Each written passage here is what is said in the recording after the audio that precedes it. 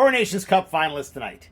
I'm going to talk about that. I'm going to talk about the Fed meeting minutes, global financial stability, speaking of stability, the polling numbers, and for those who still think the border is the issue, a little extra info. First up, Four Nations Cup finals tonight in Boston. Wasn't that where the United States revolted and had that whole Tea Party thing? You know, where they rose up and showed the king what's what. Quite appropriate if you ask me. I'm just hoping for some good old school style hockey, if you know what I mean. Oh, by the way, there's two sides to these cups. Quite appropriate because the Fed released their minutes. Federal Reserve officials see risks of higher inflation ahead. What is their reasoning? Fed officials said that President Donald Trump's proposed tariffs and mass deportations of migrants, as well as strong consumer spending, were factors that could push inflation higher. What? Unnecessary tariffs on U.S. products will make them expensive? Oh. And decimating the low-end workforce? Thereby decreasing the supply of products? Who would have thought? Yeah, this is leading to mass instability in the United States. A disaster is coming. A disaster is totally coming. Speaking of a disaster, Financial Times asked the question, who will now stabilize the world economy? Because it sure as shit ain't the U.S. Now, some of you think that we should be part of an organization with the U.S. and use the U.S. dollar. Now is the worst possible time to be proposing that idea. Like, BRICS is a thing. They're salivating over this. That's the whole point of BRICS, is to get rid of the U.S. dollar. They want some other reserve currency. By the way, I would like to put this little tidbit out there yet again. Iraq nets handsome profit by dumping dollar for euro Sunday, February 16th of 2003. That's a very interesting day because the Iraq War started in 2003. Huh. Which month was it? In March of 2003, U.S. forces invaded Iraq, vowing to destroy Iraqi weapons of mass destruction. What was the weapon of mass destruction? Sorry, but I don't want to tie myself to the mast of a sinking ship. All right, some new polling numbers from Angus Reid. Federal vote intention tightens to near tie as Liberals and New Democrats rally around Carney.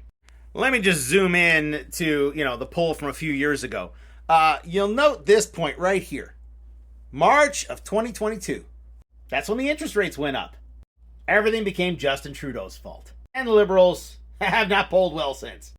Now, many of you started following me because you thought I was a conservative, because I was critical of the Liberals back here. Still am. There were terrible decisions being made. But now, there's Mark Carney. He has said it a few times that yes, he was the financial advisor since 2020, but that they didn't listen to what he had to say. And now that he's saying it publicly, well, there seems to be a bit of a change in fortune. I said it back when he first announced the potential that he might be interested in being the PM. I think he is the only chance we have. No, he's as close to a conservative as a liberal can get.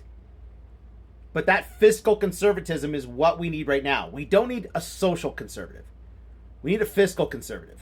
Somebody who wants to cut unnecessary government spending, who wants to increase government investment, someone who wants to rein in the bad actors. I've said it many times, I'm an NDP supporter. Jagmeet Singh has done a terrible job. Apparently Canadians agree. I am very hopeful that Mark Carney ends up being the PM when the Liberal leadership race is concluded. And then, watch Carney cook. Lastly, the border. Please stop talking about how this is crossing the border. That's not the problem. What's crossing the border are the ingredients to make this. And that's not a simple thing to stop. I'll give you an example, and it's not going to be that because I don't want to get this video banned.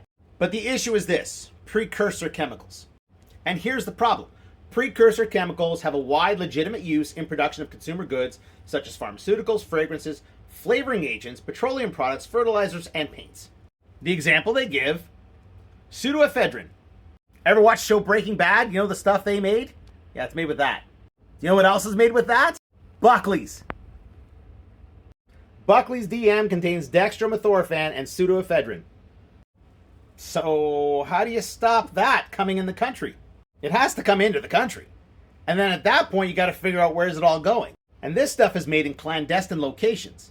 And while our officials are chasing their tail at the border, someone's making this stuff in Canada.